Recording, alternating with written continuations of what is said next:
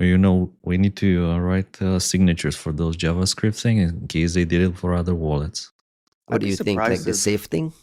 Yeah, I'd be maybe surprised if other maybe people that's haven't, ours. but yeah, Good it's no morning, way this the everyone. first. Oh, Good morning, everyone. This is episode 36 of the Three Body Problem, coming this motherfucker. to you live from Orlando. Juanito and I are shacked up in the same hotel, in different rooms of the same hotel again at the Important clarification. reverse conference here in Orlando. Pretty interesting mix of what used to be the old Infiltrate. Ton of solid people. We had a nice big dinner with about 20 people last night. A lot of friends and family and listeners of the show. How was the keynote, Ryan? Natalie Silvanovic did a keynote looking at, her mentality, looking at Google Messenger vulnerabilities, for instance, and the zero-click things, just the idea of using the app and the process of reading the spec and figuring out that the spec doesn't quite match how these things are, looking for attack surfaces in places where people usually overlook. And I think her argument was like, you think you'll find a sexy bug over here, but like the sexy things are hidden in these other little places where people are rarely looking. And Juanito was there. What did you think of the keynote? I mean, I thought it was amazing. Natalie's always amazing, right? Like she's just absolutely brilliant. And I think there was something interesting. I mean, she started her keynote by basically saying that, like signaling a bit of her discomfort with more of like a conceptual keynote. And I know, I know how that, I agree with that, right? Like it's such a strange thing to sort of transition. So in a way, the the vibe was the general import of it seemed to be to kind of show more of her process, which was awesome because she's just like her mind is just amazing. So like listening to her be like, oh, I would go down this path, and of course I would think nothing's there, and then something would show up, and and I would say, oh, there's nothing to be found in this place, and then someone would find a vuln. So then I would go back to like it was just honestly, I think that was one of the more valuable things to do. And I think credit to the conference organizers. I mean, Jordan, Peter, like all the Vector 35 folks. Not only are they good friends and like genuinely very kind people, but you could see it in the spirit of the conference, and you can see it True. in what It's just a good vibe. yeah, and well, also what Natalie was signaling, right? Like in a way, we got this great keynote because they opened the stage to somebody who is technically brilliant and tends to like speak in great technical detail, who was told, hey, but come tell us more about like your process, right? Tell us more about how you do what you do. And we're actually missing a second keynote right now that is that too, 20 years of like reversing whatever. So I am looking forward to going back to the videos, and I'm really happy to see the success of this. Like this we're on day 2 of the very first one. It's not over, but I think we can effectively say like this conference has been a success, which makes me very happy because I've been signaling the difficulties with like Recon and the few other conferences that we have dedicated to reverse engineering, and Infiltrate died, and like so like it just kind of felt like things were shrinking, and it's just a really nice feeling to see this come up. Different vibe, minimal drinking. People are more social. People are sort of devoted to like the technical part of it. A lot of good conversations. It makes me happy.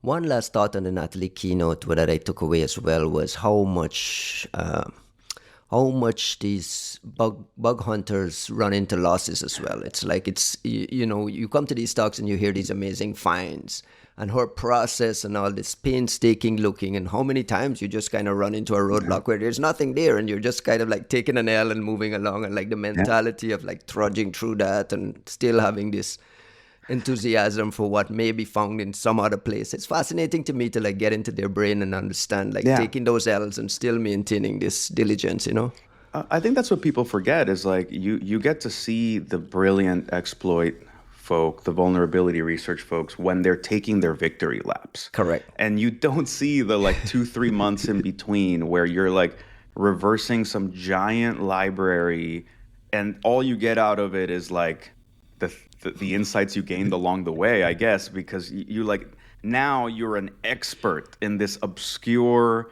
dynamic library that's baked into one But you version of found one nothing. program. You found nothing. And like, and then the kick in the nuts, the proverbial nuts, is Natalie will be like, yeah, and then I went through all it, I found nothing, and then somebody pops out with like an exploit in the wild in that library like Yeah, that three she months spent these later, months looking. Yeah, right? exactly. But Austin, do you So feel like that sometimes in your own paleontology, where it's just like you're yeah. taking all these L's and we only hear about you when Mm. you write these brilliant reports, right? I can't but just remember a case when we were doing some kind of security assessment. It was a kind of on a web applications on Linux, and we started like doing exactly as you say. You install the application, you play with it, you do a bit of fuzzing, you load it in IDA, and then we started looking for I think we were looking for sprintfs that could be exploitable, and there were about 200 of them. So we went to different functions to see if we can control the parameters to that sprint function. First one, no luck. Second one, no luck. Third, like we went through 10 of them, which took days, by the way. No luck. One of them was promising, but unfortunately it didn't work well. And I was like depressed. I mean, it was for me. It felt like it's the end of the road. And someone else said, like, look, this one is exploitable. Like this one could be like a true vulnerability. And we looked into that, and we got lucky. But it was like weeks of going through hundreds of different paths until you find the one that actually works. There must be a big dopamine hit at the end of it when something works, though, right? Like I Of think I course. asked Nico Wiseman on the podcast is like, what's the emotional thrill of your code reaching your exploit code reaching the target and firing something? Like that must be a thrill that you're sitting there kind of running it a few times over and over just to make sure, right?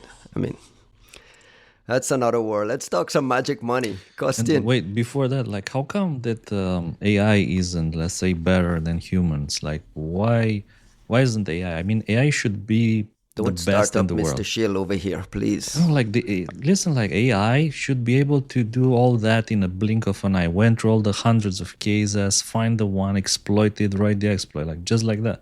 Why is it not so happening more? I mean, you're kind of priming me here on a I variety No, of know. I know. ways. No, I'm just wondering. No, so I'll say this: whether AI is or isn't able to do it is a question worth unpacking on a variety of levels, right? Like, is it able to do it right now, or are we like, do we know how to harness it the right way to get it to do it?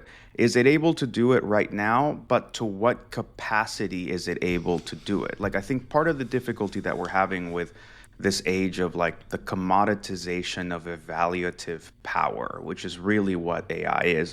That's a fucking paper I'm trying to write, even though I don't know that there's anywhere to publish it. What does it mean? The, the idea that you have commoditized, like before the industrial revolution, was this notion that we had sort of commoditized labor in a way, right? Like you had machines that could do what usually could only be done by humans toiling physically. With this new, what you might call like analytical revolution, that's my name at least for it, what you're seeing is the first introduction of a second supplier of intelligence. Before that, it was only human beings. Now you have a certain, like, I hate the term artificial intelligence. And I actually wrote my undergraduate thesis on like the shaky philosophical underpinnings of general artificial intelligence, like strong AI, at a time when I thought that was some niche hipster shit to do because AI was not a thing anymore, right? It was like right in its winter. Little did I know. And when you look at what's happening here is we now have this commoditized ability to evaluate things. So anywhere that you would have had a human in the loop have to come in and evaluate, like, is this thing this or that, right? Like everything that's a little more complicated than an if statement, you can now assign a certain amount of like evaluative power. And that's going to allow things like intelligence density, which are things we have never been able to like measure and orchestrate before, right? To translate a complex concept, look at a research center or a university. Effectively, what we're doing is we're funding a concentration of the more high-powered brains with a lot of context to work on problems. That is the greatest expression of intelligence density in humankind up to this point, because I couldn't spin up 1,000 PhDs to work on a problem. So there's a concept of intelligence density that we need to explore in what we can sort of do in this like meta utilization of evaluative power. Anyways, that is a super fucked up intro, like extensive intro, to be able to talk about the fact that like what we cannot accurately assess and properly describe is under what parameters are AIs successfully intelligent, right? Like it's hard enough to quantify human intelligence.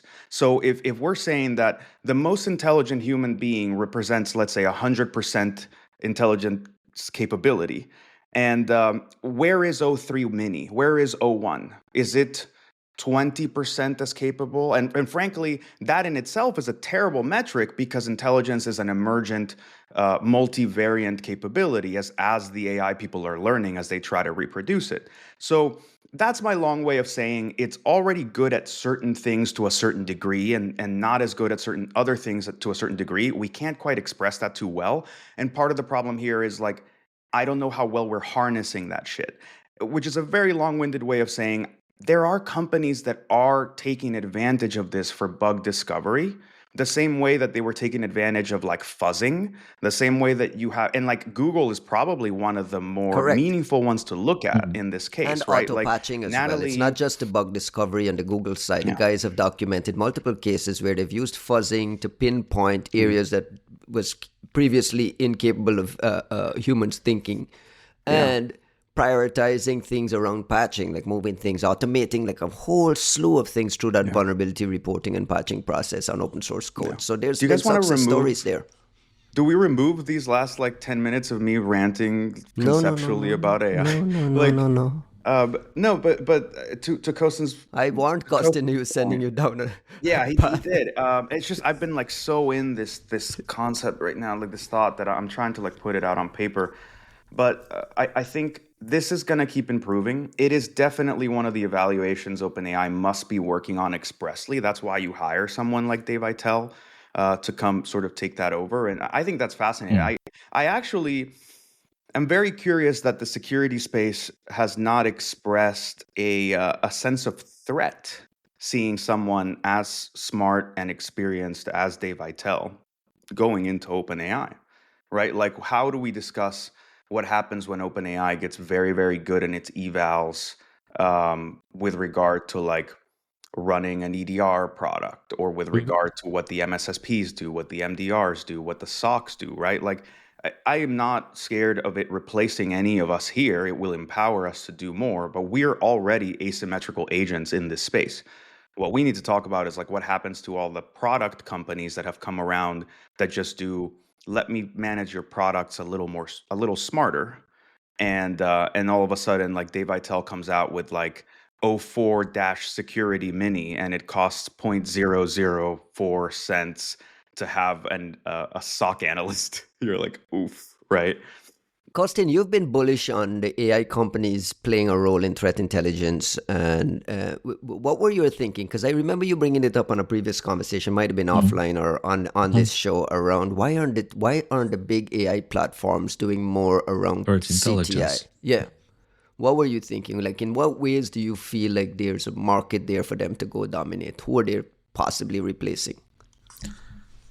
I mean, if you look at the kind of things that threat intelligence companies are doing, they're essentially harvesting and mining some very bright analysts who take raw information, they filter it through the mind and a vast array of their experiences, and they produce a result, either in the form of distilled intelligence, reports, outcomes, and so on. And for that kind of jobs, to be honest, I see that AI is getting better and better every day. The kind of analysis that DeepSeek is doing now is 100 times better than what the first LLMs were doing 1 or 2 years ago. But is it as So good as a research team, as a great research team, for it, instance, putting together with the historical context and the human component there? I was Where just I was thinking that there's a very good analogy here with the games that Gary Kasparov played against computers back in 1988. If you remember, it was everywhere in the news. here comes the I, chess segment. no, IBM built Deep Let him. Thought.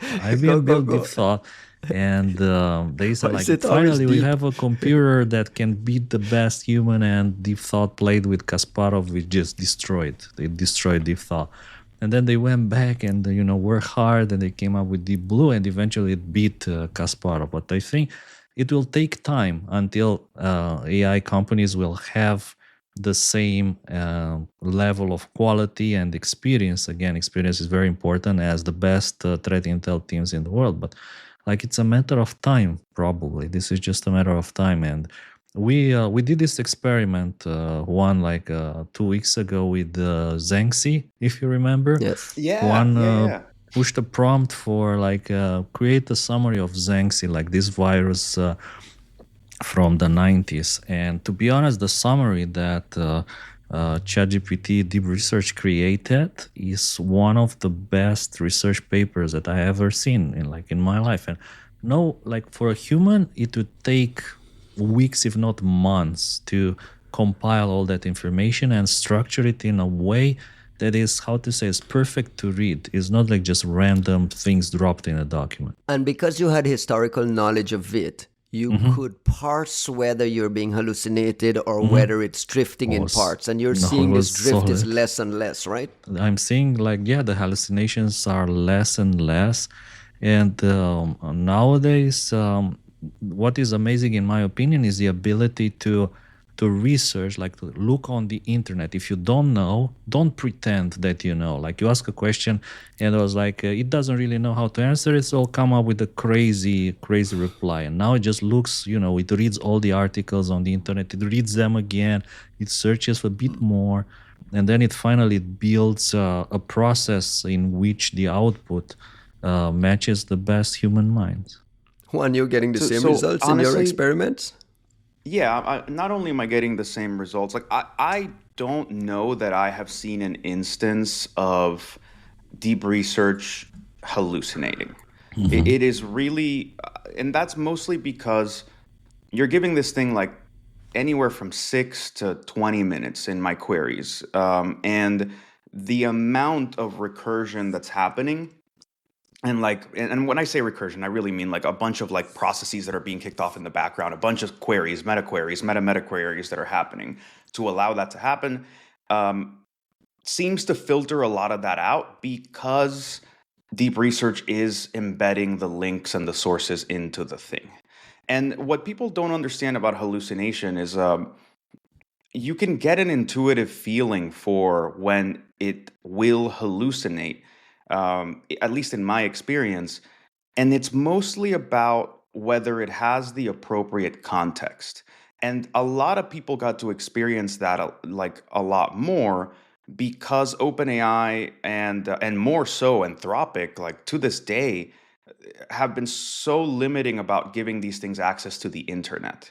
So if you can manufacture a hallucination right now, go to any of the models with no internet connection and ask it about something that happened yesterday. It doesn't have the information available. So you are essentially telling it, write me a fucking poem about a thing you've never heard of. And it will hallucinate for you. It will do what you asked it to do.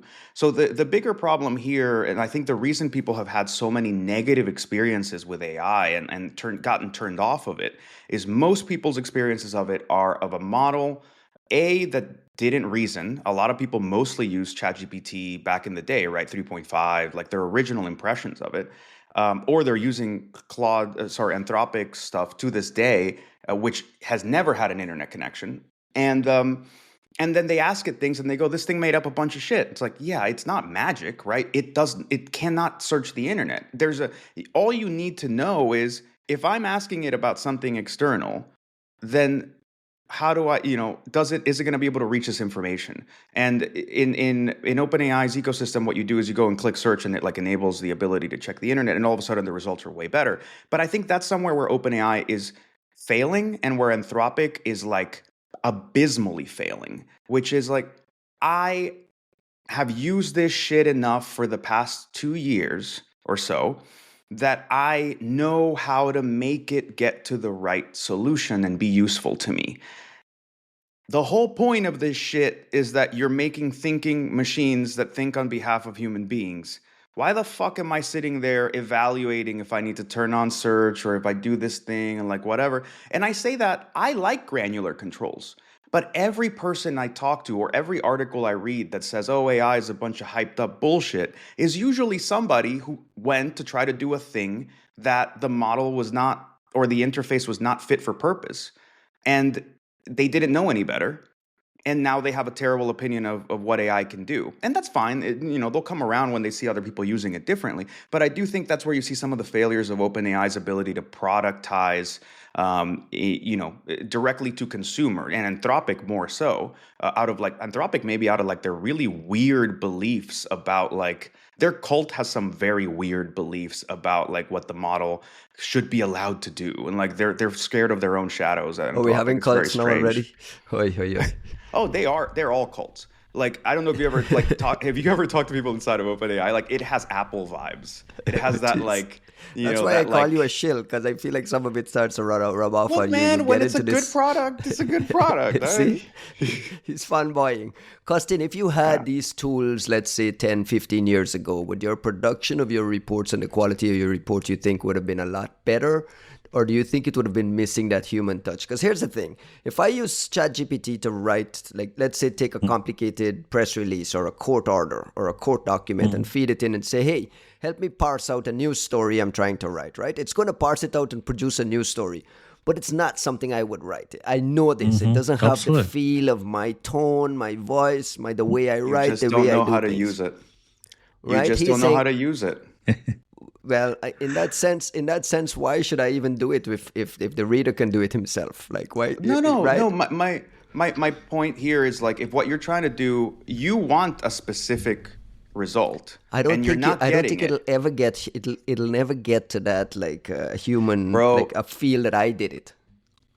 It will never replace you, but it can sure as shit help you get there faster. And and that's the point. Why are people looking to be? They're so desperate to be replaced. It's like, I think it's like a human anxiety. We're going to it and we're like, can you do what I do?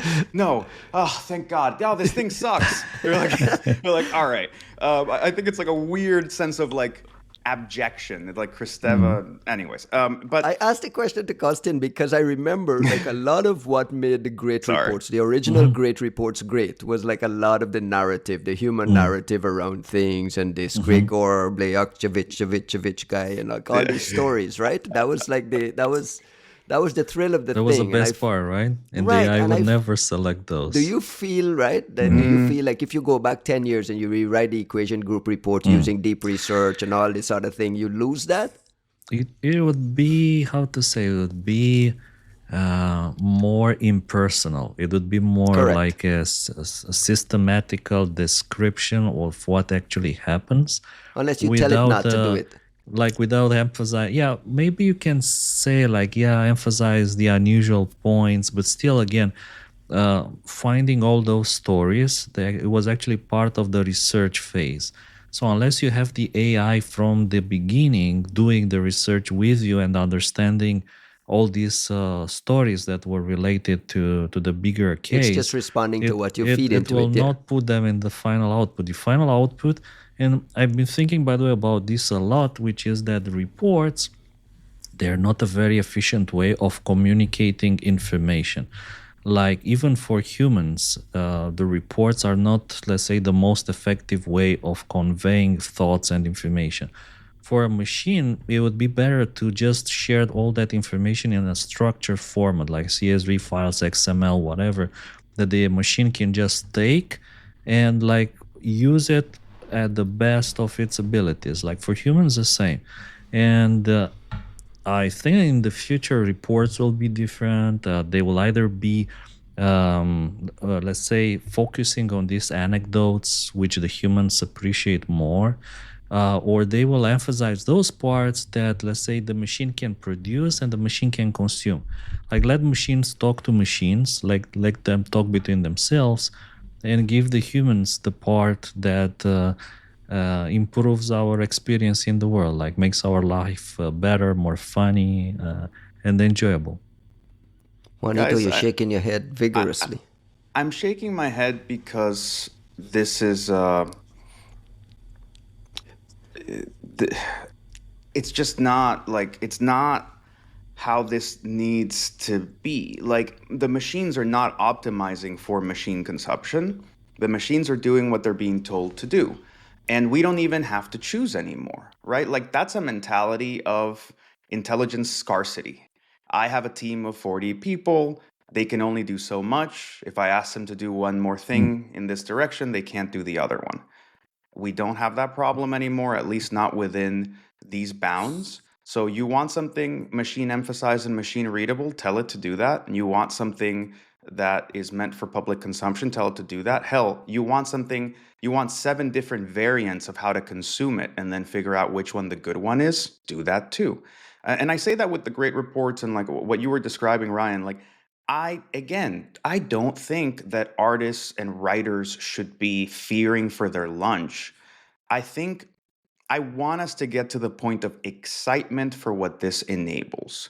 And I remember, I wasn't alive. Well, I was born right at the time for this, but like, remember like the sampling debates for music, right? Like, people talked about, like, is sampling other music plagiarism? Is it like just some weird fad? Is it blah, blah, blah? And there was this weird notion of like, it's destroying intellectual property. It's not cool. It's not like creative. It's not whatever. And not only do you fast forward 10, 20 years and sampling is ubiquitous, but also it enables some of the entirely new forms of art that we all enjoy and regular, like most beats by high-end rappers these days are sampled from some other song that like we enjoyed 30 years ago.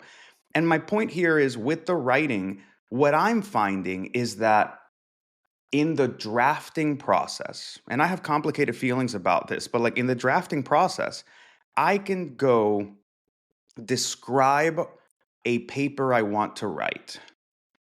Like, I wanted to do this. I want it to be in this tone. I'm envisioning this. My argument, what my thoughts are, is this, A, B, C, and D. This leads to that. And I think there's an insight about whatever. And I think here, like, my gut tells me that, like, the conclusion is going to be X, Y, and Z. And then I send deep research off. And I'm not concerned about whether it writes it in the right tone or is it perfect for me to like copy paste publish. That's not it at all. It's giving me back 5,000 words on something that is like the world's loneliest thought, because I just had it and I have nobody to talk to and I have no book to read. And all of a sudden I have something that I can work off of and bounce my thinking against. And then I edit and then whatever. And look, think about it this way. For the paper I'm talking about, I have had it write at least 6 or 7 different versions. And I'll just listen to them and think, and then it'll be like, oh yeah, no, it's wrong about this. Or actually, that makes me think about that. And that's what I note down. Because it's giving me a sense of like what the wisdom of the masses is on this topic, or what's already established on this topic. And if my head goes, yeah, but that's not right, that's the insight that I want to put into a paper. It's fascinating that you bring up sampling, and I remember Costin saying it's not theft, it's just respect. It's showing respect to the master, right? I mean, that hasn't kept artists from suing other artists for sampling. No. Maybe not in China, but doesn't matter. Well, it's part of the system now. The samples have to be cleared. Like you pay to use the samples, so it's it becomes part of the ecosystem. Can we get to the news quickly? Last thing. No, we don't want to, man. The news are terrible. Fucking news are terrible. I was just thinking how people use AI, and there's a similarity here between, like looking at the function, and then AI is like the derivative of that function. So what humans need to become, they need to become the derivative of that function, like the second degree derivative. So the question is, how do you get there? Because I mean, in practice, like company X, they publish a blog, right? Do you read the blog? Like honestly, no. You take the blog, you put it into ChatGPT, and you ask, can you summarize? And it gives you Funny some thing points. is, though, that ChatGPT wrote the blog initially as well, right? Not only that, but like just think about it. Like, couldn't have the company published just those initial bullet points? Like, why did they have to publish the paper? Because in the end, you just read the bullet points. So that's like it's the derivative of the derivative. I think And I the argue real that press problem. release came in, it was written by ChatGPT. Like, this is the thing, it's goop upon And goop you upon goop. summarize it again using Yes. ChatGPT. I think what you're describing is like a necessary inefficiency of a 20th century paradigm. And like yesterday, I made this comment. We were hanging out with our friend Chris Neckar from Two Bear Capital, amazing guy. And frankly, him and he brought a friend Eric, whose last name I didn't catch, are the first people I've gotten to like sit down and talk about these concepts with. And like I was so excited, right? Like the whole attention economy thing that I was like writing a paper about and like went on a Blue Sky thread for like 40 fucking tweets. And then like this thing with the so it was really nice to find some kindred spirits and kind of discuss some That of was these what's things. going on at your table last night? Oh yeah, no, our table was awesome. You guys should have come sit with us. No, towards the end, like we stayed out there, like we were freezing our asses off, and Orlando's actually cold for a change. And we were talking about sort of all this stuff with sort of evaluative power and intelligence and what's happening now. And one of the things that came up is like, basically, I think I said we're living in the decay of 20th century concepts. And I think that that's something that really applies throughout society right now. Everything we're trying to describe and everything we're trying to do lives in concepts of the 20th century that basically have no rooting in the physics or reality of the 21st century. So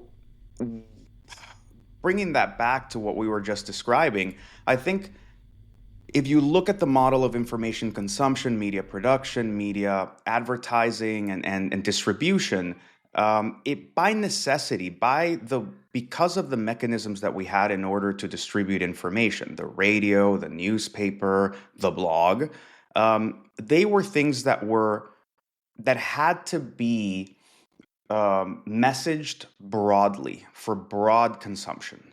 So the blog had to appeal to as general an audience, even within a given pocket. Even if you say this is only for technical people, I have to write it in a style that technical people appreciate, that resonates with them, concepts that they understand, all these like acronyms and all that shit. And if it's for a more general audience, then even more. I need to make it broader. I need to do this, that, and the other.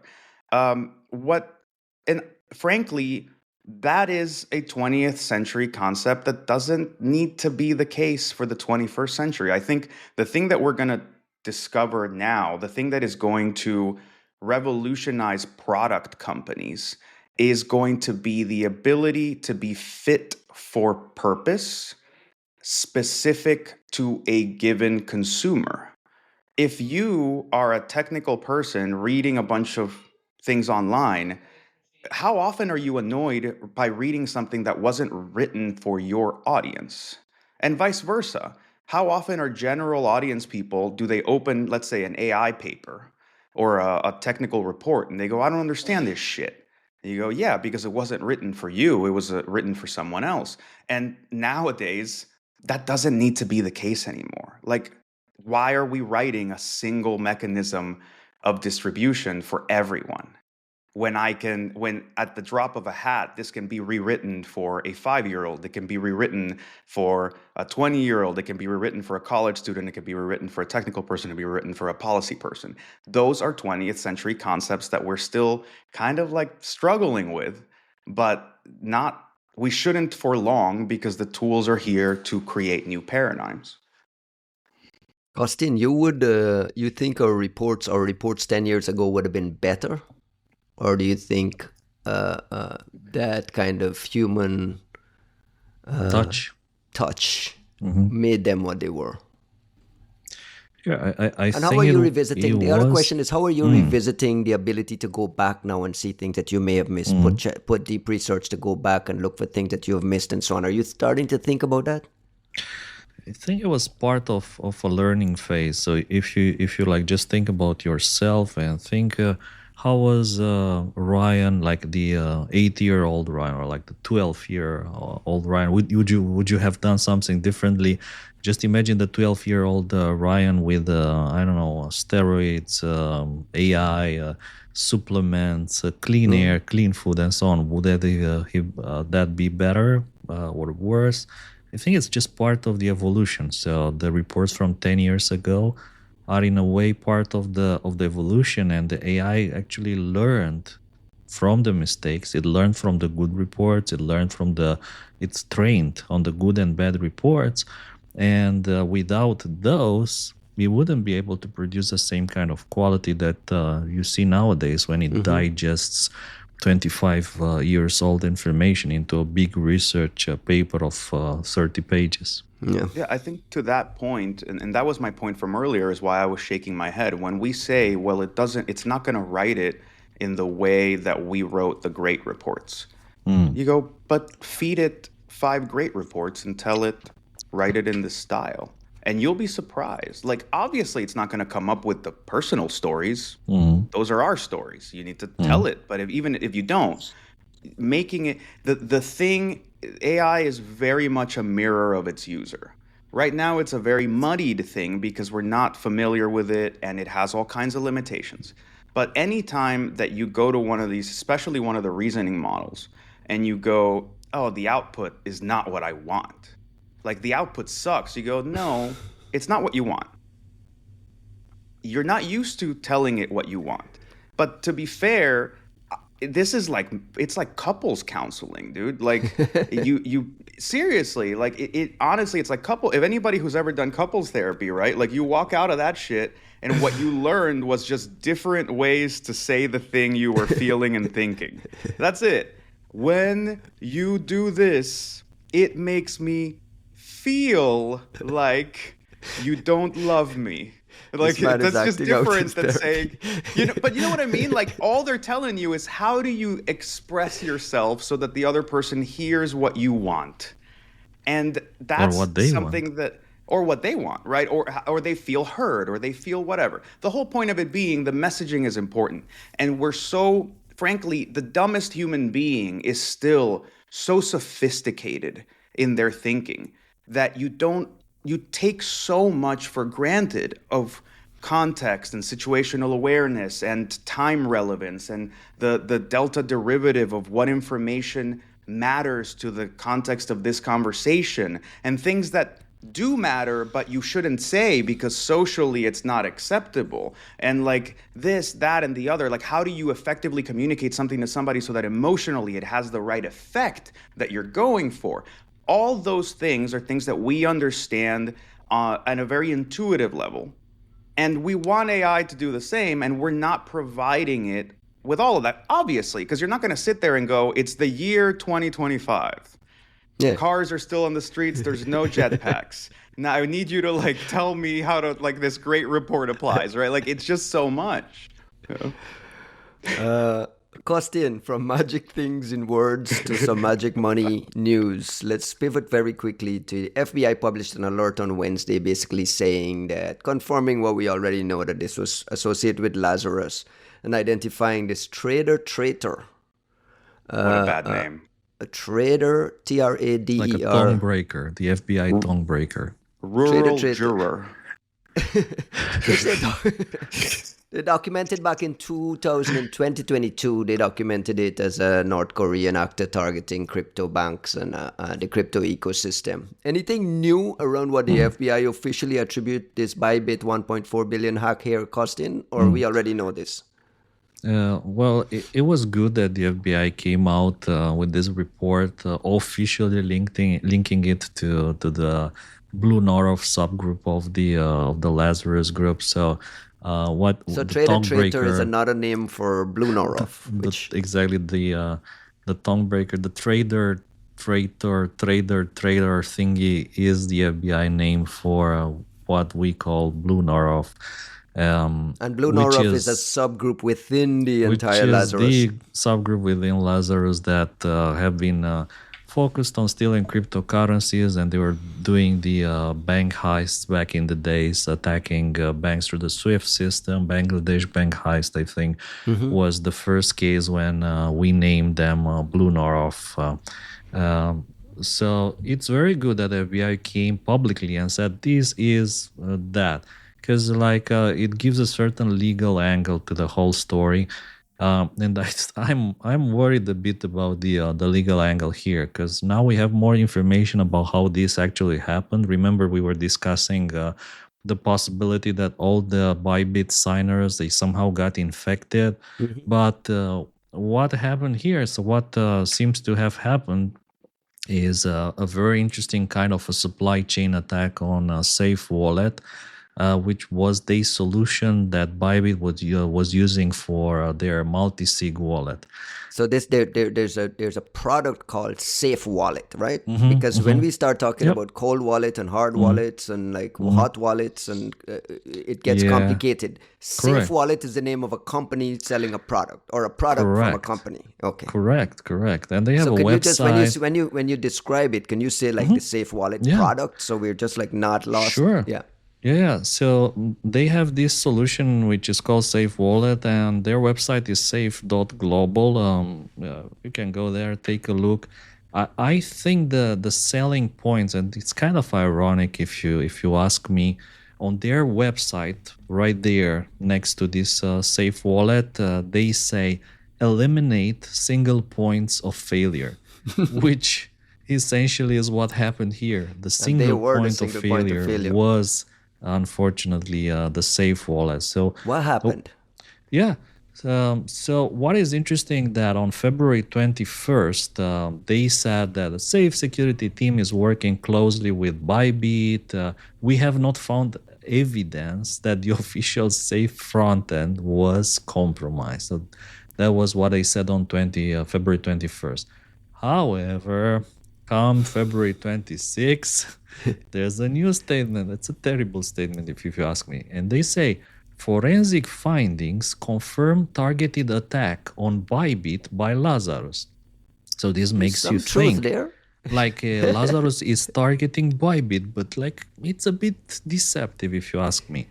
And then they say safe smart contracts are unaffected. An attack was conducted by compromising a Safe Wallet developer machine, which affected an account operated by ByBit. So now it's one of their employees. Yeah, so is it a targeted attack on ByBit, or was it a targeted attack on Safe Wallet? I think it's a targeted attack on both, if you ask me. And then the forensics review targeted attack by the Lazarus Group on ByBit, not us, them, ByBit, compromised the machine of a Safe Wallet developer. What? Resulting in the proposal of a disguised malicious transaction. So what happened is this. The Lazarus guys managed to breach a developer at Safe Wallet, and they put a malicious JavaScript into their web wallet solution at AppSafe Global. And this malicious JavaScript was deployed there on 19th of February around 7 p.m. UTC. And it triggered on February 21st when the ByBit guys, they tried to move some funds. And also Safe Wallet, they removed this malicious script. You can still find a copy of it in the Internet Archive, and there's some people on X who posted the script for analysis, which is what we were discussing originally, that maybe there are other providers with a similar kind of attack. Now, if you ask me, all the discussion originally has been about the fact that ByBit was trying to move some funds from their cold wallet.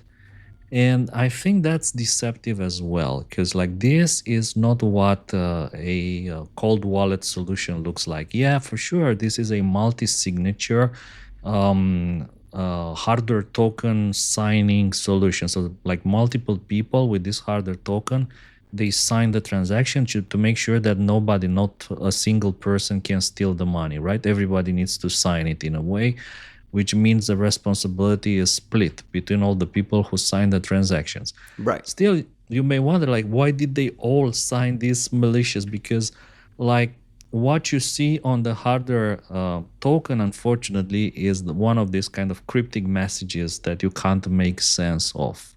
So in a The way, you see entire the world is signature. scripting that you You can't look at make some sense of. numbers, like, are they the right number? Are they like imaginary numbers? Nobody knows for sure. And now I see, like, on the Safe Wallet website, they have a page where they describe that you actually need to check these numbers that you see on your hardware token. And the procedure of checking those numbers is not easy. Like, you need to do like some serious blockchain and mempool investigations. So to me, it sounds like there was a failure here. They thought that this multi-sig wallet will be safer. In reality, it was not. It was actually less safe than a 20 years old laptop locked in a safe. Or A 20 fiat years old currency. laptop running Windows 10 would have been safer than that, because there's like no easy way to reach it. But well, it's water under the bridge, if you want. They made 1.4. Some people say 1.5. FBI said 1.5, I think, as well. $1 billion. Now the market has crashed a bit, so maybe it's not 1.5 anymore. It's 1.2, 1.1.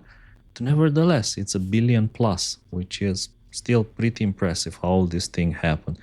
And How do you describe ByBit's communication through all this? Because I know that they also launched a bug bounty program, like a weird, like a help us get our money back bug bounty program at LazarusBounty.com, which is crowdsourcing people's help to track these Correct. wallets and track these things and help to seize things. Can you explain what's happening now? Like what's happening with Sure. the attempts at laundering it and the attempts at recovering it? So to me, it seemed that the ByBit response has been very good all throughout this process. Their CEO, almost, I think he didn't sleep at all. He was posting some logs from his like smartwatch, and it looked like he was not sleeping at all, like all the time talking to people, trying to understand what happened, and like, okay, is it our fault? Did we get infected? How did we all sign this malicious transaction only to end up, and now we understand that probably it wasn't their fault. In the end, it was not their fault that the wallet they were using online, again, this was an online wallet, it was compromised through this supply chain attack, and they ended up becoming victims. So if in a way it sounds like Safe Wallet are liable or responsible for this attack, and I think they hired Mandiant for it. Yeah, I saw the Safe Wallet people tweeting that they've been working with Mandiant and how great it's been working with Mandiant. I don't know if we'll get a Mandiant report out of it. Well, I think Juanito, what there do should you be. make of all this chaos? Like, Depends on the findings. does this stuff fly over your head like me? Like all this cold wallet, hard wallet, Dude, transferring. like, can I say one thing? Like, on February 21st, it was their cryptocurrency. Like, next, it will be your money or whatever, or stocks, like through a JavaScript from your online trading platform. Okay. Yeah, So you're but saying treat this those magic will money as be real money. yeah, except that you're forgetting the part where like all of our stocks and our normal money in banks is like FDIC insured, and there's like 3 different layers of like bank protections, federal protections, legal liability protections that mean that, you know, if this thing gets stolen, and even if that bank fails, some other bigger entity is going to come cover the cost. Like, these are just the moments that I give the like libertarian mentality behind a lot of the cryptocurrency shit. Like, that's when I get to kick those people in the nuts, because you go, guys, like, I understand that you don't like the way the normal economic systems work, but we developed that shit over decades because we learned from situations like what happens when a group of bandits on horses robs the carriage that was bringing all the gold bars, and then like what happens when somebody at the bank, like somebody robs the bank, and then what happens when somebody runs a Ponzi scheme, and then what happens when, like, society has had to adapt a bunch of different ways that the cryptocurrency people just skip.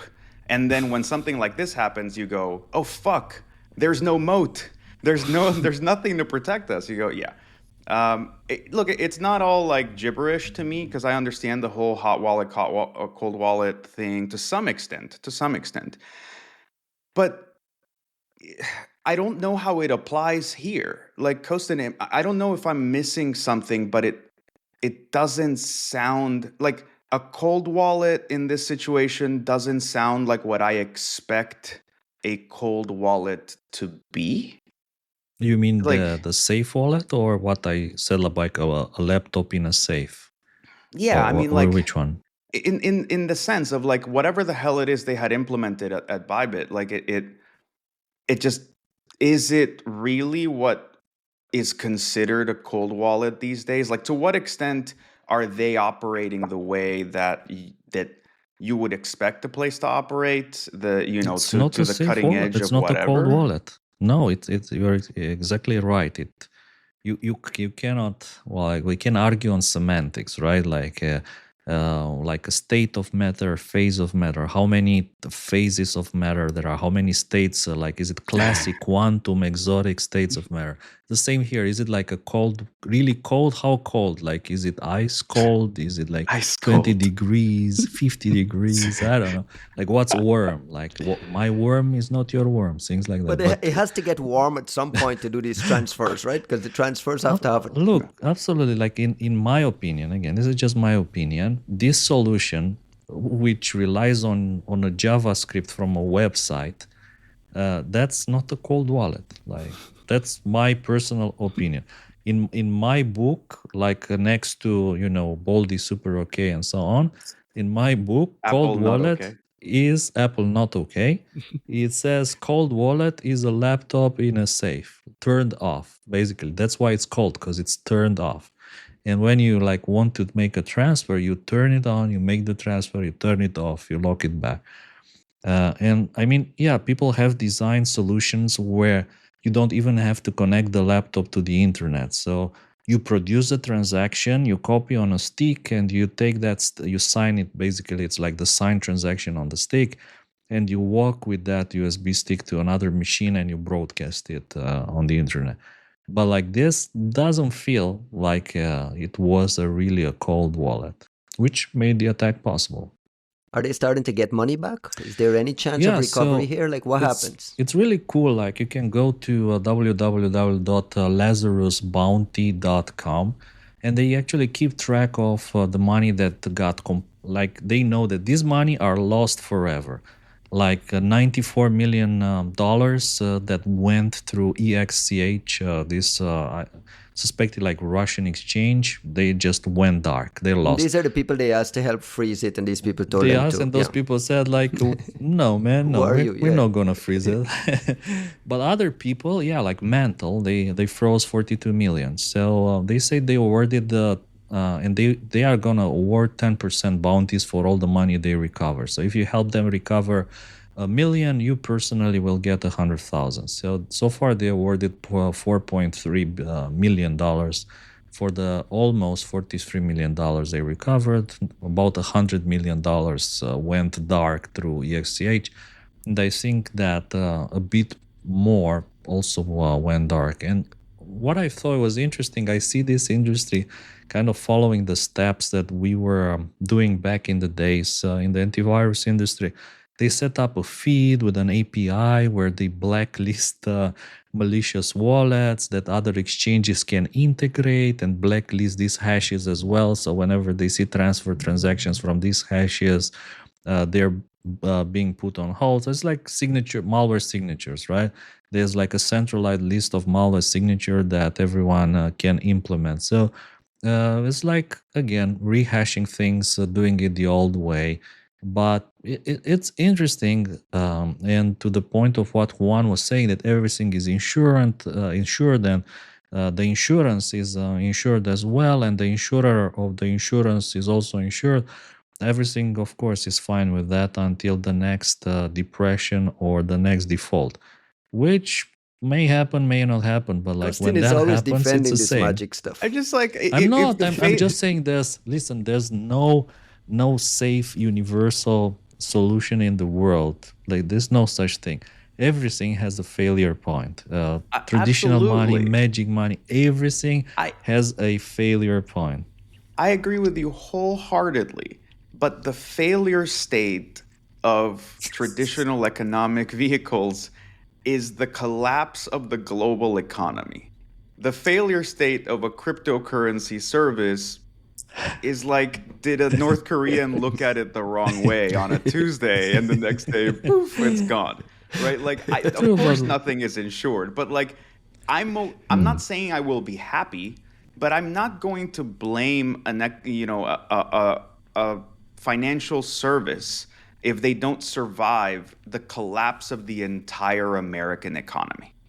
I That's not the scenario. It's not the same scenario for when you're talking about like look, I think about this all the time. For a bit during the pandemic, as many people did, I actually tried trading in crypto and like doing all that shit. It was fun and stressful and annoying, and like I understand why popular culture started to say that cryptocurrency was astrology for men, right? Like But you don't have any you don't have any now, right? No Bitcoin, no none Ethereum, whatsoever. none of that stuff. Yeah. So I'll be very transparent about my investments, at least during the pandemic. I did a bunch of investing in the normal stock market and through Robinhood, the way many people did. And I made about like 30 grand, mostly with good choices in like second stage suppliers of things that were popular, primarily, Tupperware. let's say, no, TSMC. Companies that made the cardboard for the boxes that Amazon ships out. Shit like that. That was what I was trying to do. So I made about 30 grand, and that was great. And then I was like, okay, cool. And I pulled it all out, and I was like, now let's try this crypto thing. And I put all of it in, including the profit, and I lost the 30 grand that I made from stocks in crypto. So like that was my learning experience. I got an education in the market by doing this and the other. But look, one of the services I used at the time was BlockFi. And BlockFi was this actually a company that I was very fond of. And their model was to do like traditional banking, like the typical thing you do, right? You've got let's say a family's got a couple of $1,000,000 and they put it into some whatever account and it produces 4% a year, and you try to live off of the returns, like the traditional banking mechanism, but through crypto. You were basically staking your crypto through BlockFi. And BlockFi had like something like 3 billion in assets. Like it was a well-established organization, and it tried to do the FDIC insuring and all that shit. I think about BlockFi every single time we have one of these cryptocurrency magic money segments, because as far as we can tell, BlockFi was a legitimate service run by people with integrity who built everything the way they were supposed to and paid people everything they were supposed to pay to them. They were a model company as far as we know. And they had to file for bankruptcy when the FTX thing happened. So like, even if, like, what I like to point out is it's an ecosystem that is so fucking rickety that even if you do everything right and you have every intention of being a good person, you're still standing on such a shaky fucking foundation for like the other companies in the ecosystem that you depend upon, that a legitimate business with all the money on earth, institutional investments, everything still folded. Like I happened to sour on the whole crypto thing before and pulled out my money. So I only found out because I would still get the emails from BlockFi. And like literally they were like, hey, we have this, like we have this money, we're paying everyone out for their stuff, but like we're filing for bankruptcy. And like it was such a sad thing to watch, because if you're telling people that this is a real ecosystem, that they should stake their businesses and reputations on it, and like some other asshole runs a grift, Sam Bankman-Fried, and it destroys your company too. It's like, it's just kind of hard to stomach the whole situation, right? Costin, help me understand how does the money become real? We're talking about it in Magic Money segment here. Now we're up to, let's say they get 0.5 billion back and the North Koreans get away with $1 billion. How does the money become real? How do they transfer that into actual physical things for a nuclear program like we're being told? Do they have collaborators? Like how does the money become eventually clean? Help me understand that part. Well, I think cryptocurrency exchanges play a very important in their chain. So at some point, like there are things that you cannot buy with cryptocurrencies. You can buy a lot of things nowadays. I mean, especially in United States, there's like, I think even you can buy cars or houses or like properties with cryptocurrency. But at some point, like you were saying, like nuclear program components, maybe some of them you cannot buy with the cryptocurrencies, which is why exchanges play a very important role. Now, exchanges such as Binance, they got into a lot of trouble previously for not, let's say, implementing know your customer policies and not doing due diligence and facilitating money laundering. Their CEO, CZ, went to jail in the United States for 4 months. So what happens there is that they have people, it can be in countries like China, that have accounts on Binance, and after they launder the cryptocurrency arrives in these people's accounts. They convert it to fiat, and then they transfer the fiat to some of their, let's say, accounts in different banks. Some of them personal accounts, some company accounts, and from there they can just use that money, like any money, to buy whatever they need. Aluminium, like airspace quality aluminum components, pretty much everything. So Assuming Binance doesn't turn a blind eye to this, shouldn't there be a guardrail mechanism to spot this coming into a Binance platform or say a Coinbase platform? there are a lot of guardrails. So all these companies, they implement some kind of filtering to prevent receiving funds that have been stolen. They'll be frozen. Like in some cases, your accounts will be temporarily frozen, and you have to do like some additional verification, like where did the money come from, and so on. So there are a lot of guardrails. But at some point, if the cryptocurrencies have been laundered sufficiently, they get to a point where they're like effectively lost. Like the complexity of connecting That's the what you mixing have process, now. right? Going through these So the mixers and getting complexity is so severe, is so big, that you cannot really connect them with a high degree of confidence anymore. They may be connected, but like on this side, there's, let's say, 1 million different transactions and wallets that may be connected. So there's more and more and more transactions and distance between the original incident and the wallets, then the confidence decreases. And like there are protocols like if you want money laundering protocols, anonymization protocols, that actually do a pretty good job of mixing them well enough. So like the output is very difficult to link to the input. So that separates the cryptocurrency, and they end up on a cryptocurrency exchange. They get converted, and then they end up in people's accounts where they are being used to purchase whatever they need. I don't know, chocolate, wine, expensive spirits, gold. I think a lot of this has a physical component in converting the cryptocurrency in gold bars, and then just physically moving those gold bars wherever they need them. Because in reality, they don't need to spend this money in North Korea. They need to spend the money abroad for services and goods and products they need. And some of them will end up in North Korea, but in reality, most of those operations, they happen outside. And they're going to end up landing in the middle of the ocean near Japan or Guam.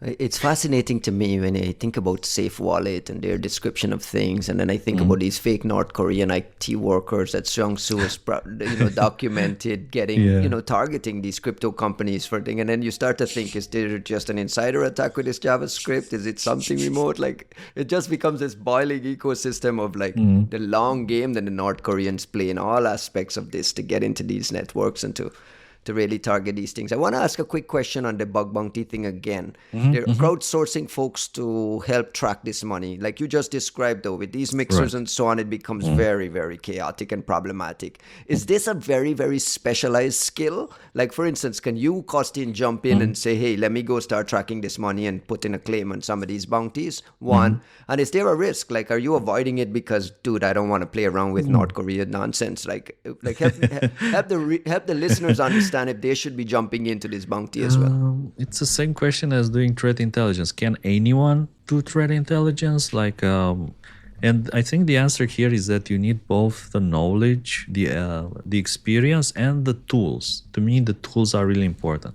So maybe you have all the knowledge and expertise, but you don't have access to the tools. So there are, let's say, a bunch of public websites you can use to track the transactions. This would be the equivalent of, I don't know, domain tools.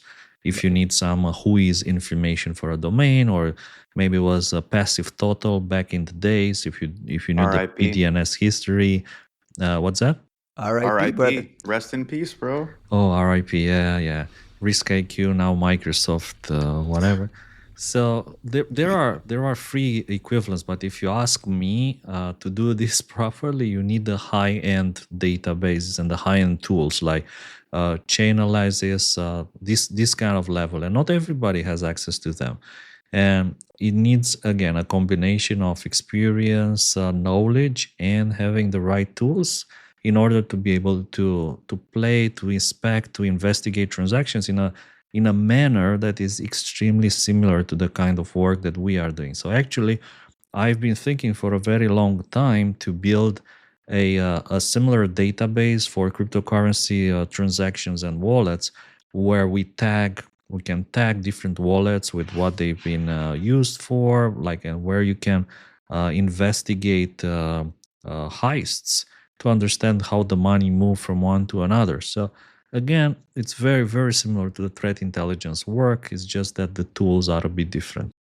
All right, we got fresh news out of Amnesty International this week on a new documented case of Cellebrite being used, Android Zero Day being used against Serbian student activists. Cellebrite responded almost immediately and said, "Hey, we've cut off the Serbs here." But we've got some new eyeballs on how these tethered tethered jailbreak works when they have physical access to the device. Cellebrite is a kind of a regular software vendor. I met a couple of people here at the ReverseCon who works for Cellebrite, so it's kind of like a regular company. Kostin, anything, this kind of builds on a December case that they documented as well, but this seems to be like a new case where they found supposed misuse of the product in Serbia. On the technical level, what do you make of the documented USB-based zero-day exploit and some of the other chaining that they've done? Well, to me, it was very interesting that there are 3 different 0 days that all got patched, and they were discovered part of the investigation in this incident. So now, what is interesting here is that some of these hackings actually they took place after Amnesty published their previous report in December. So even after they published all that, and remember there was some kind of a drama there about the Cellebrite toolset being donated by Norway to Serbia, and Norway kind of, they said, we're going to take it back, like we're going to disable it. But it appears, again, according to this investigation, that none of that happened, and they actually continued to use the toolset together with several 0 days. Now, looking at the 0 days... That still remains unpatched. Well, they are not yet included in the Android updates, but they've been some of them they've been patched in the Linux kernel, right? So what attracted my attention immediately is the nature of these 0 days. So one of them, a USB video class driver 0 day, another one ALSA, like a sound driver, a USB driver, and there's another one in a touchpad driver. To me, it felt that what's going on here, the gist of it. Android is still an operating system, and as an operating system, although it's maybe not always necessary, it's been designed to interact with a lot of types of peripherals. So forget the fact that there's a camera built in Android, but if you attach an external webcam of sorts, it still should be able to communicate with it, right?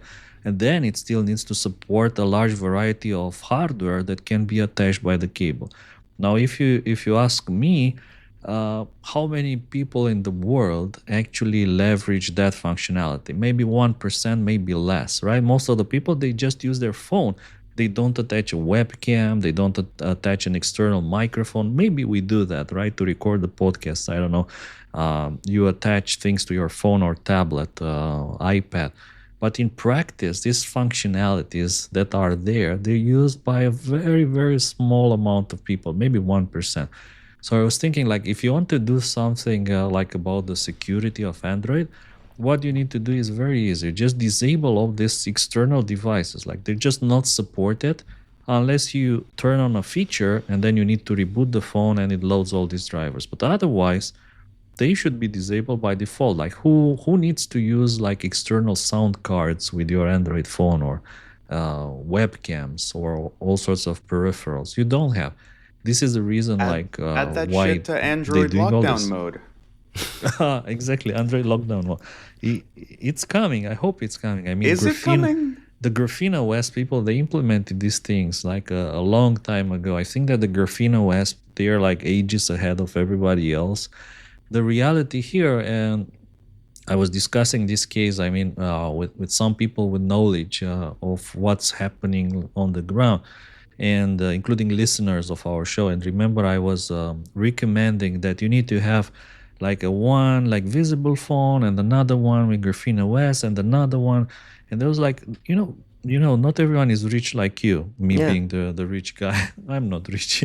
And they said, like, most of these people, they're poor. They can only afford like maybe One a old Android, yeah. second hand like Android phone bought off the market, which may be like 5-6 years old. They cannot afford all this high-end hardware to stay protected. So they're Womp like womp. easy targets. Yeah, know, womp Costin, you womp. said- Like they're not rich enough to have security. I'm sorry, guys. That's I a remember. fact. I remember in a previous episode we were ribbing Costin for mentioning that when he talks to these people who write exploits at these conferences and so on, and how they justify it in their head. I found myself in the exact same position here at Recon, talking to people who work at these companies and saying, "Hey, how do you justify it in your head around Morally. your On the morally ethical and side. so on, the ethical side?" And the consistent answer I get is that we separate remote exploitation from tethered jailbreaking, and I still can't get around the fact that they rely on 0 days that they're not reporting to vendors, right? Like they're hoarding 0 days to do this. So there's a moral conversation and a discussion to happen. But it's fascinating to me to see how they think through it on their own side and separate the fact that we're not doing anything remote. The tethered nature of it makes us different. So the tether kind of, let's say, is the ethical way of doing it, while remote it would be It's unethical, bad. Yes, correct? not That's bad. good. Not good. Got it. Remote, not good. Interesting. Not okay. Not okay. Tethered, okay. In their book, that's not In okay. their book. They're not okay. The other thing is, I remember I asked separate folks, like if you're going through TSA, what's the thing? Do I turn off my phone if they have it for 10 minutes versus if they have it for an hour? Does that make a A difference? difference.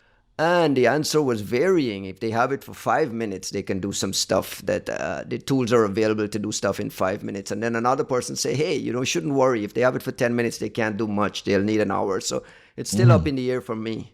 But it's just fascinating to see. It's fascinating to see its use in certain places even afterwards. And I'm kind of wavering in how we treat these people as normal, regular members of our society, or is Cellebrite? I don't know. I think look, especially being in a conference right now that will have a lot of overlap with the sort of folks that work on this sort of thing. I personally, I admired like when Eugene Kaspersky would sort of signal the vilification of VXers, of like virus writers. Okay, I understand. You're saying there's an ethical divide here. We're on the defense side, they're on the offense side, and the two shouldn't meet, right? Like offensive people shouldn't go to defensive companies. That doesn't really apply as much anymore, and a lot of the normal AV space doesn't really seem to care about that. But on the VR side, the vulnerability research side, I think it's a slightly more nuanced topic. And interestingly, it's not one that they don't care about. They just have different ways of going about it. And if you talk to people at these conferences versus, let's say, like going to Offensive Con, which brings a lot of folks from both Asia and the US, maybe like Russia and so on, you start to see the different perspectives and the heuristics that vulnerability researchers use. Because you have to also think about, of course, there's big companies and there's going to be brokers and there's going to be, your smaller tailored shops that sell vulns.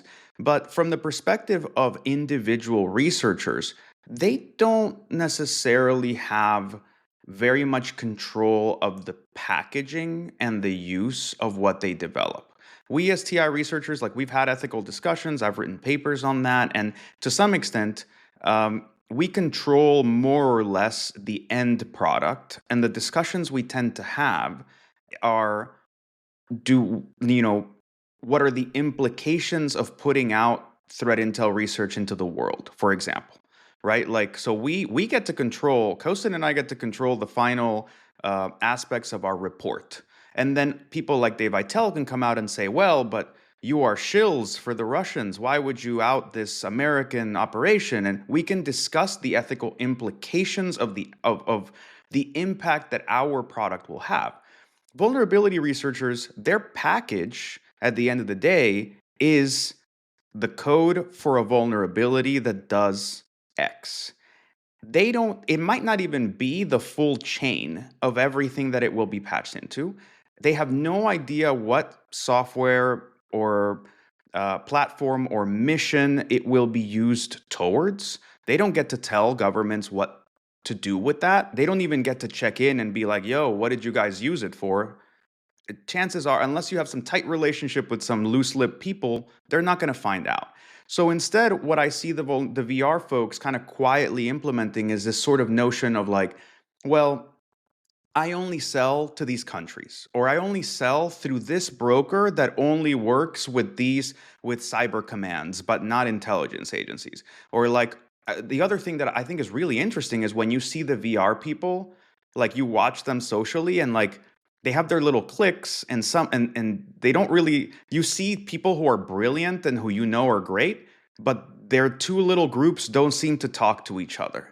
And if you listen long enough, they're like, yeah, well, so-and-so like sold to like Intellexa and like whatever. So like, and you're like, oh, okay, right? Like, so treating them as some homogenous entity and they're all the same and whatever is an oversimplification that I don't think is appropriate. I think it's also very easy to come down on these exploit developers as if they're monsters, and they're not. They're brilliant people who are living in an information asymmetrical space, want to do the kind of research that they do, want to pay, want to have money and be able to pay for themselves, their families, what they like to develop, and deserve to make money off of it, and don't have that many granular controls, right? This is an industry that's still, it's not entirely run in the dark, but it is run in kind of hush-hush tones, and you have to rely a lot on what's publicly known, what's publicly signaled, what your friends have let you know about this, that, and the other, and sometimes even what comes out in our threat intel reports. So for all of the like contention that there is sometimes between the VR people and the threat intel people, I've heard in multiple scenarios VR people suddenly being a lot more cautious or unwilling to work with so-and-so or whatever, maybe because they saw a threat intel report that says, oh yeah, Intellexa sold to whatever objectionable country, or they saw a threat intel report that has an exploit that looks awfully familiar to them that ended up in the wrong place. So there's a little bit more of a symbiosis there than I think either side is willing to admit.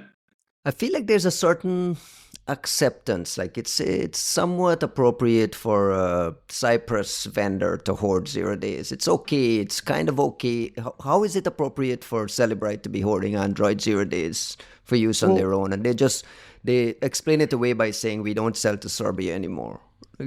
It's not really appropriate though. Well, I think it depends on what you mentioned the distinction between the remote and the tethered, right? Like think about what a tethered exploitation scenario usually entails. It's almost always like the majority of it will probably be law enforcement scenarios, border crossings, evidence collection by, FBI agents or even just local police folks. And then also some IC side of, intelligence side, covert side of things that isn't quite as straightforward or clear or easily approachable. And look, we don't want this to not be a thing in its entirety, right? Like these crypto scammers, the fucking, the typical, right? The pedophiles and child sex abusers and human traffickers and mastermind whatevers. Everybody lives through their phone, and I don't know that we're all against evidence collection. We're not against success bad people. Stories. Yeah. We're not against bad people having bad outcomes. So, being really, really, really dogmatic about what is and isn't allowed, I think is a little too black and white. We don't want to live in a world where the greatest store of information about what a person does is so inaccessible that we can never prosecute or even, try to ameliorate the damage of people's crimes. And look, I take us back to the post-Snowden debate. I think we used to talk about this a lot in private, but after Snowden, everyone became a fucking privacy activist. Every tech person suddenly had a conscience and had all kinds of thoughts. And they felt the need to tell all of us what their fucking thoughts were. But what's interesting is there was like a blanket condemnation at the idea of like spying. And then there was a blanket condemnation at the idea of surveillance. And then there was this tossing around of this sense of dragnet surveillance. And I wanted to piece some of that stuff apart because you go, well, I don't know that we're objecting to the idea of anyone doing intelligence, period. Okay. So are we objecting to the idea of anyone hacking anyone to collect intelligence, period? No. So are we, or at least hopefully not, right? If you're not one of the CCC, WikiLeaks nut jobs, right? Like you can accept that some of this is legitimate and necessary. So really, I think what we heard was a condemnation of dragnet surveillance, the idea that you're going to make whole populations vulnerable in order to find bad things. And I point that out in this long-winded way of saying it's not like you have to give the IC and governments reasonable choices. There are trade-offs, and we need to act like adults and discuss those trade-offs as trade-offs, where you go, we are really uncomfortable with you trying to surveil 50 million people in order to find one person that does a bad thing. So we're okay with you using extraordinary powers to target that one person when you have really good cause. Or we're not okay with that, so we are okay with you having a large metadata style mechanism for sifting through people, right? Like you have to, there are A or Bs, or maybe A, B, Cs, and Ds, but like we need to accept where the line of okayness is, or at least telegraph some of that, because that's part of like signaling appropriate rules of the road for what it means to be a responsible intelligence agency versus the assholes in the room. And when we make all the choices seem morally objectionable and bad, then what we essentially incentivize is this notion of, you know what?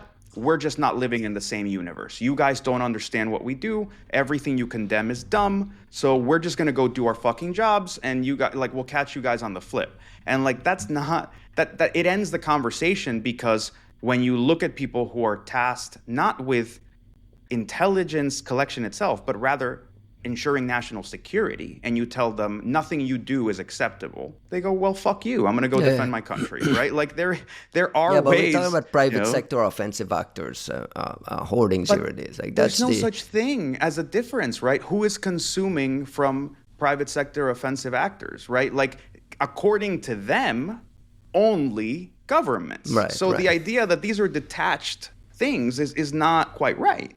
It feels slowly that they're becoming just normal vendors. We've started to accept them. I don't know. It just feels very weird to me.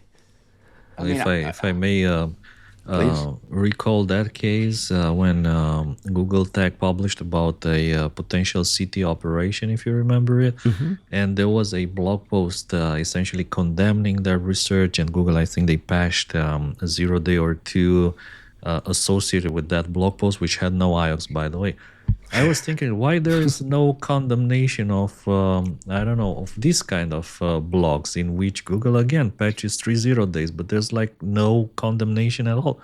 And in practice, just think about the, let's say, the impact of what happened here. So maybe the Cellebrite tools, like in 95% of cases, they're used on terrorists, or like truly bad people, correct? In 5% of cases, however, they're getting abused. But in essence, every time it's abused, it gets caught either because of incompetence or because of the scale of the abuse or because of the Well, targeting. how do you know they're getting caught every time? The only time they get caught No, is when Citizen Lab or Amnesty correct. International gives us a report. Do you know how No, many but they're missing? like I'm wondering where is the outraged blog complaining that through this you're essentially stopping 95% of the legitimate cases.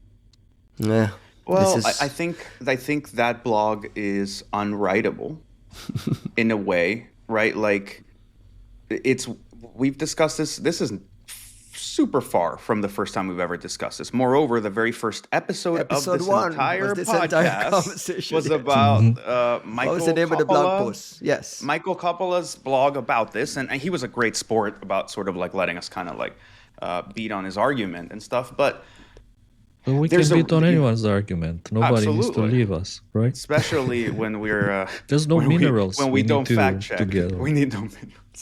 But Jeez. yeah, but Jesus. What I was going to point out there is the discussion is being had to some extent, but it's not a one-sided discussion because there are multiple perspectives, but it's not a very variegated discussion, right? Like, and that to the point of something that I've ranted about a lot, which is the intelligence community, at least in the United States, has not developed any kind of persona or mechanism for defending itself and explaining itself. And that's something that, for example, the Israeli government has done great work on, whether you agree with them or not, about like having an actual governmental stance about explaining what they do and Isn't there why a they new do NSA it. podcast? Whatever happened to the new NSA podcast? Do you ever listen to it? I Because I feel like didn't. we talked about this as well, the kind of I humanization just of what they do. But dude, like that's where you go. That is, I'm sure the NSA podcast could be great at telling historical things and sharing cool quirks from inside that maybe they're able to declassify or not. Most likely not. Um, but it's an impossible task to have an official podcast from the NSA with with current sitting NSA members who are not 3 or 4 star generals, and somehow and expect them to tell truths and to explain things, because that's just the same way that people at Google can't actually come out and say this is what we think about what the Chinese government does, because they'll get fired immediately.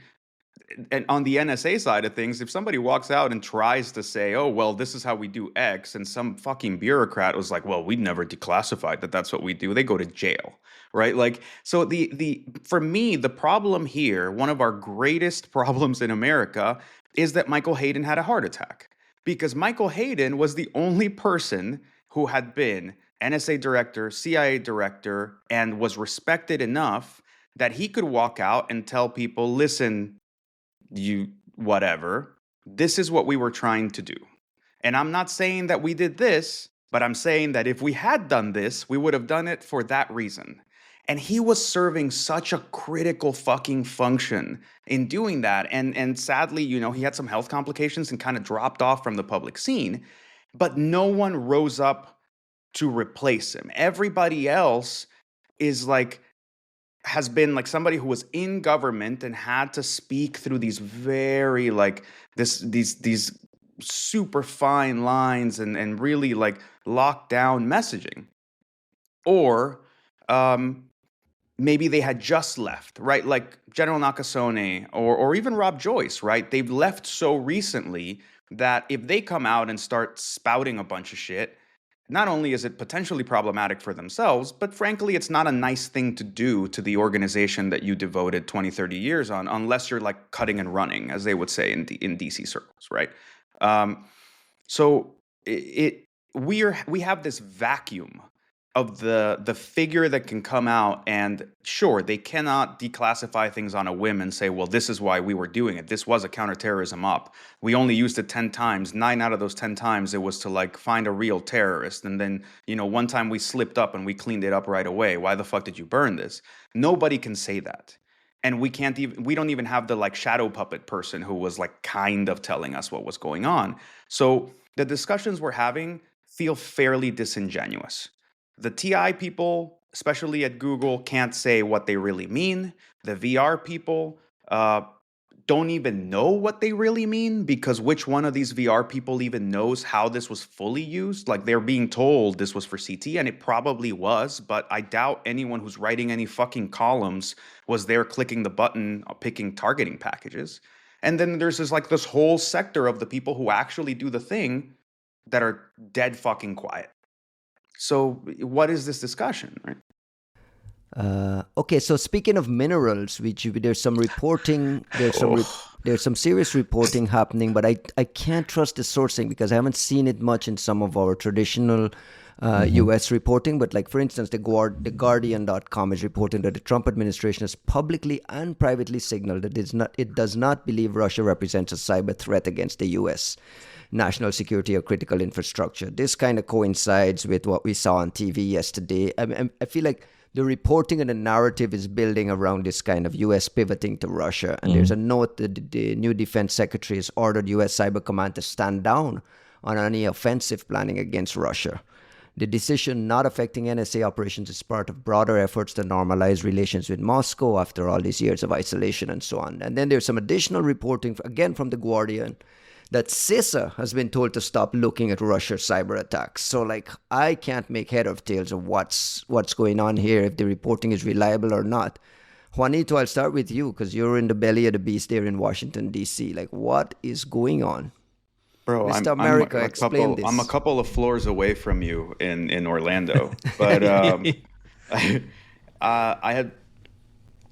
I'm at a loss for explaining what's going on, because I don't necessarily.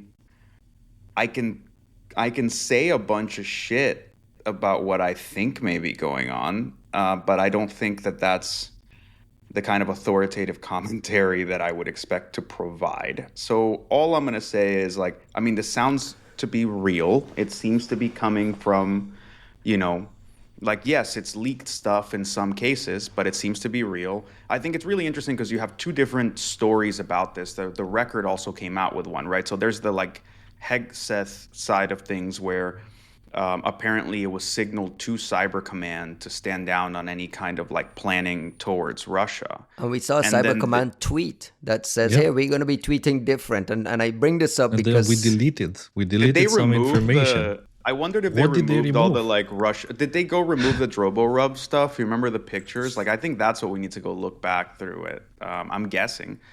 But that's the Twitter feed that was being used to share IOCs and share samples, right? I mean, it was a big thing. Correct. We talked about it on this show. We just heard from them, that Twitter feed last night or yesterday, saying, hey, new social media policy, things will change. I don't know what it meant, but we suspect that things are being deleted or They did say they deleted some older tweets.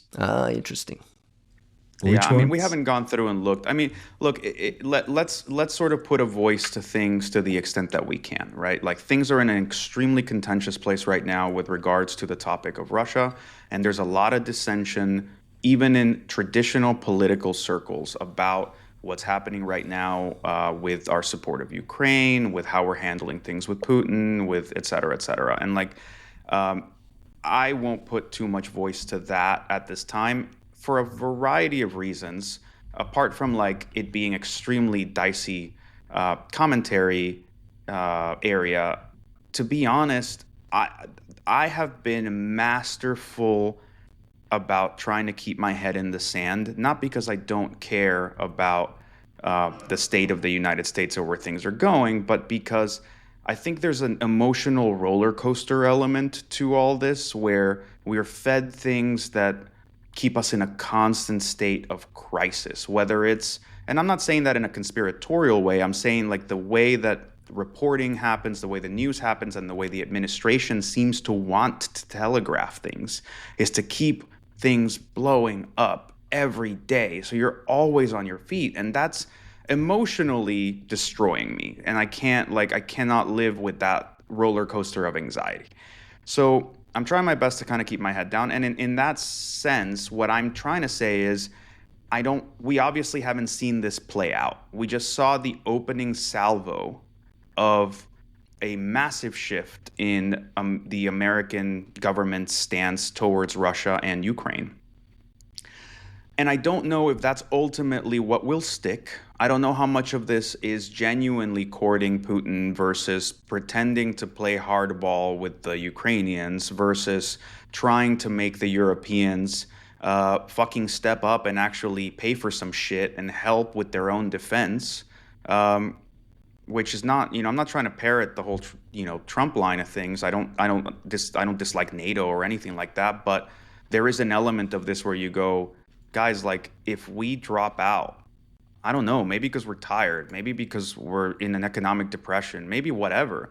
Like, what is Europe's contingency plan for defending itself, right? Like there are elements, like I talked to some folks who came back from the Munich Security Forum, and like I won't name them, but like they were dismayed and surprised at how dismayed and surprised the Europeans were at what was happening.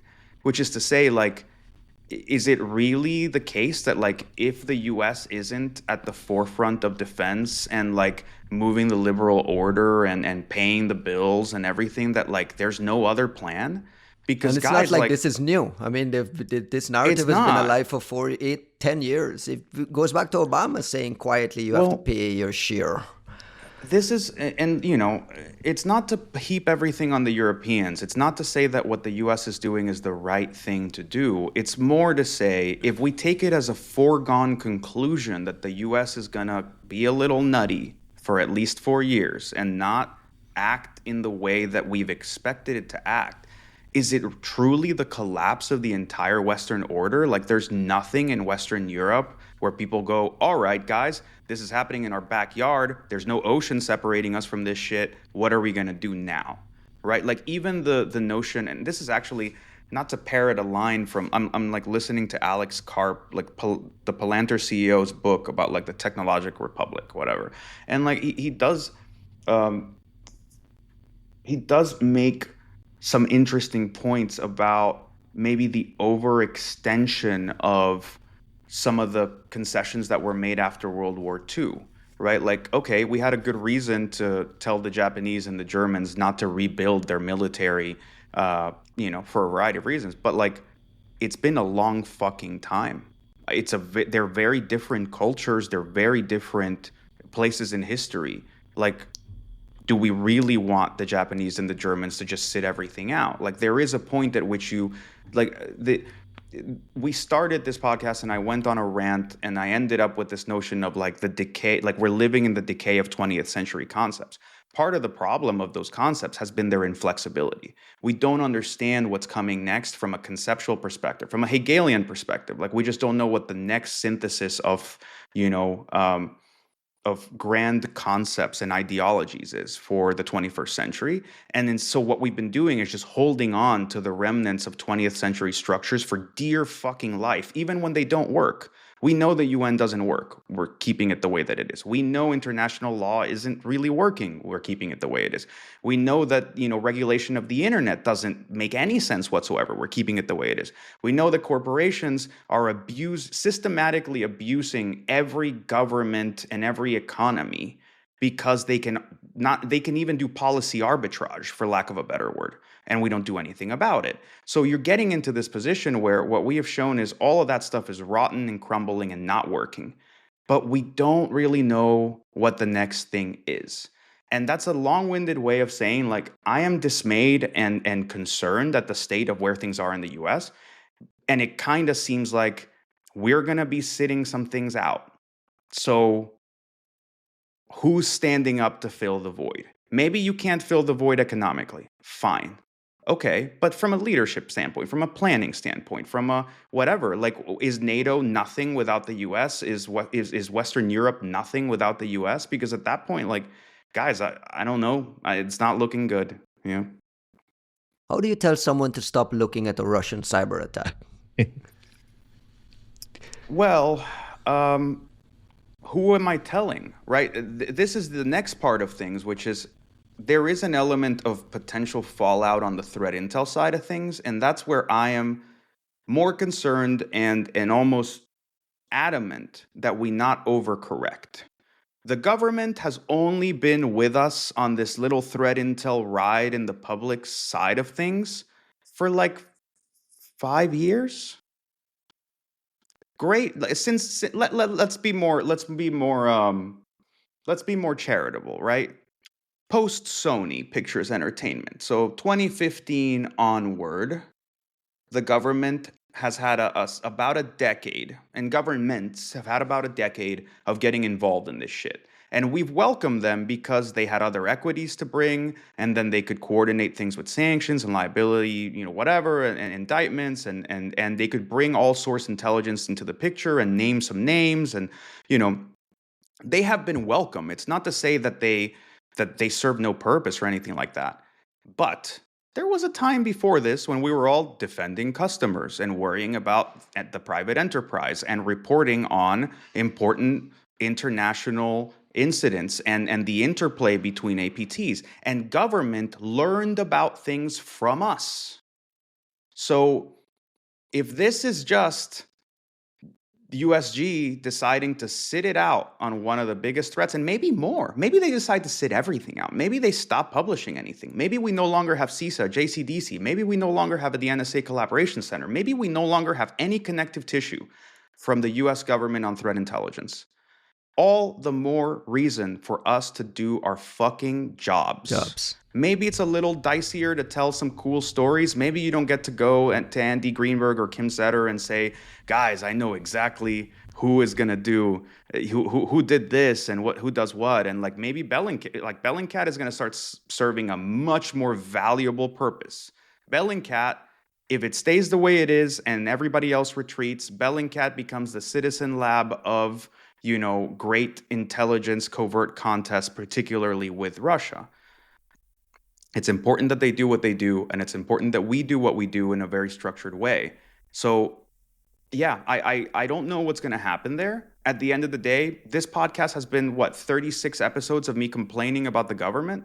So, like, if now they're just also not going to get to participate, like, that sucks. I loved collaborating with a lot of these folks, and I obviously want them involved, and I don't necessarily agree with where things are going. But I think this emphasizes our importance in the space. It doesn't mean that we all need to go the same direction. The people who decide to like do that Mark Zuckerberg bullshit, like I'm gonna curl my hair and get a fake tan and a gold chain and go as Nazi as possible as quickly as possible, like cool, bro. Like that is a short-sighted government affairs strategy. That is an amateurish thing to do. You overcorrected way too quickly.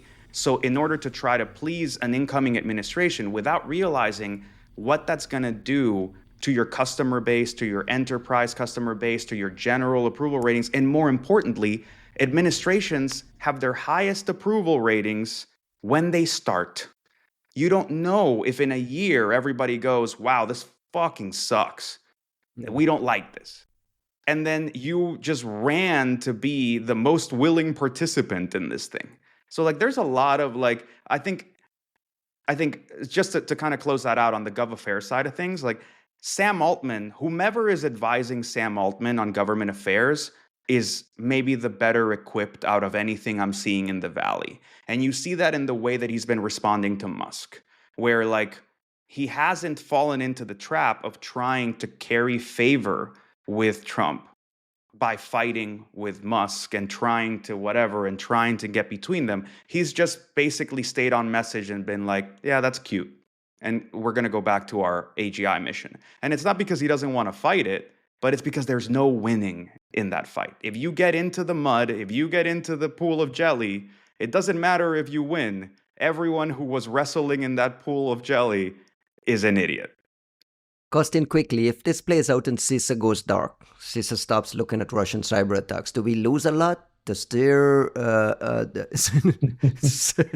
this I clown love just the spit up his question. coffee? That's awesome. I Look, mean, like what are we relying on them for? Not only with Russian cyber attacks, but just generally, are there a meaningful play here that their disappearance would Why is Juan laughing?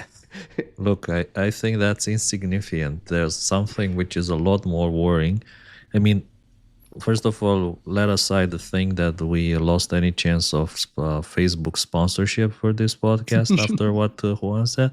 But like, I think the CISA research and publishing, I think that's pretty much more or less inconsequential. What worries me more is that historically and traditionally, U.S. Security companies, CTI companies, they've been very aligned with what the government was saying. So the government kept saying, North Korea, China, Iran, Russia. North Korea, China, Iran, Russia. Russia, Iran, North Korea, China. And all the companies were pretty much saying the same. Now that the government says, yeah, Russia, no, it's just China, North Korea, Iran, no more Russia. I'm really curious to see how many companies are actually going to follow in those steps. And we need to actually keep track how many days for all these big companies since their last Russia report. Like today is day 0, like Z day, okay? Right. And then we count like who is gonna wait the longest until they publish a report on Russia because of their alignment with whatever policy the U.S. government has. Who stops It's publishing gonna be very completely? interesting. Because Whoever frankly, stops, I mean, yeah, sure. Companies like Kaspersky Lab no longer publishing on Russia threats, obviously. But no, no, I mean, like, the if U.S. people start companies also publishing, not if publishing the on U.S. Russia. companies just stop publishing, period. Because frankly, like the real issue here, and I just said it, right? Like the rush to realign yourself with an incoming administration is an amateur gov affairs move because you don't know where they're actually going to land, you don't know where their support is, etc. Yeah, but like So there's also the early adopter winning advantage. So if somehow yeah, this turns out to be the winning posture, the first companies to adopt it will be the winning one. Like again, you said Mark Zuckerberg with the chain now, like doing Brazilian jiu-jitsu, going on Joe Rogan, like all those things. Now he's kosher. He's part of the administration. He's like a good sure, guy. which Same means as the other guys he's who were tied like into their right there. outcomes. They were He's there tied, like at the yeah. inauguration. You could see like all these guys actually go and adopt these strategies. Meanwhile, Sam Altman is still writing in lowercase, like the CEO of Andrew is still writing in lowercase all their posts on X. Trump is still writing all his posts in uppercase. So they are like the yin and That's yang. the signal. Wow. I don't know enough of the dog whistles out here. I think, yeah. My point about the people stopping to publish is frankly like if you are cautious, which most American like mega corporations and most companies are overly cautious. The only way to win is not to play. The other, which I don't like, I don't agree. I hope that's not the case. The other move is like what you're describing, the meta move, the Facebook move is a gamble. And It is. it could pay off handsomely and it could blow up in your face. And it's easier for Zuckerberg to do because he's basically like, I was going to make like a Bin Salman comparison, but I don't think like Facebook is their reputation had been so fucked in the US, hence the renaming, that like it wasn't like they were ever going to be able to grab the moral high ground again. So it's a much easier gambling position when you're already considered somebody that like doesn't give a shit about enabling election interference, doesn't give a shit about enabling like mass genocides, multiple at the end. it's not like he was ever going to be able to come out and say, "Oh, we're a force for good. We're the fucking, we're the moral high ground guys, high horse people on in this club." So it's easier to take that gamble and saying, "Well, fuck it, I'm going to overcorrect in the other direction." You don't have as much to lose. They've already been hyper focused on like Latin America, Africa, certain European markets as it is. So it's an easier strategic move on their part. But I think what we need to watch is what's going to happen in the threat intel space from A, the overcorrectors, B, the people who decide to just stand still completely and go, well, just don't publish anything and let's wait and see what happens, right?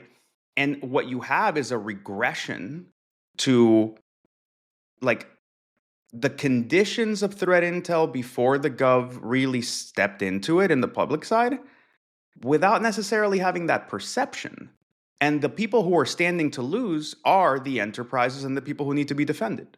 At the end of the day, all we've talked about is that there's not enough sharing, there's not enough systematized, there's not enough protecting people, there's not enough of putting our best foot forward. And now we're cutting not just the public sector resources from that, but possibly disincentivizing the private sector. So we need to be very careful on what happens next. And part of that is going to be, can people show some wins from doing the right thing such that other people go, no, fuck it, this is a good time, let's go. Let's just go weigh in.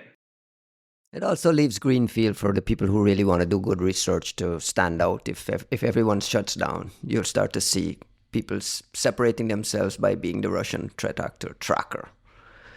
They trade a tracker for Russia. Well, let's see. I'm curious. Let's see. It's that or Kaspersky's making a comeback, bro.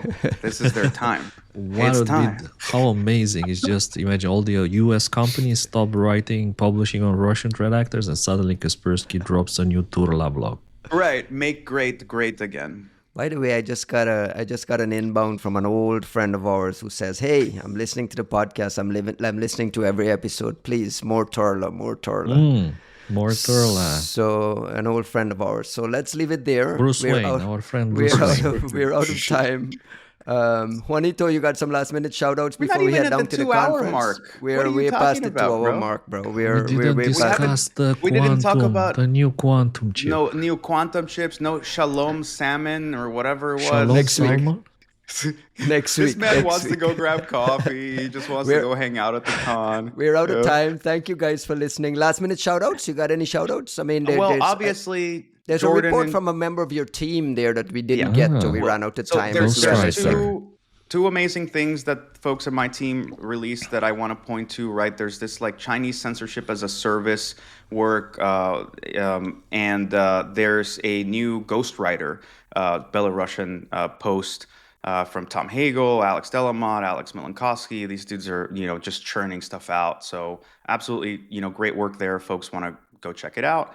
Also on the shout out side of things, I mean, obviously, Vector 35 folks, Jordan Wiens, Pete, all these guys like put on an amazing conference, and it's really nice to have these resources for the community, to have these things expand, to have healthy spaces for camaraderie to develop and to push the line of what people know forward in a pleasant and enjoyable way.